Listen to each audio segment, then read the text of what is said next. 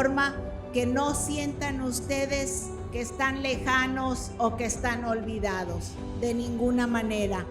Todos los ciudadanos y todas las familias de Nayarit están muy presentes, así como en cada uno de nosotros que nos encontramos aquí. Y estamos aquí para servirles, para atenderles, para traerles un poquito, un granito de la justicia social que ustedes se merecen.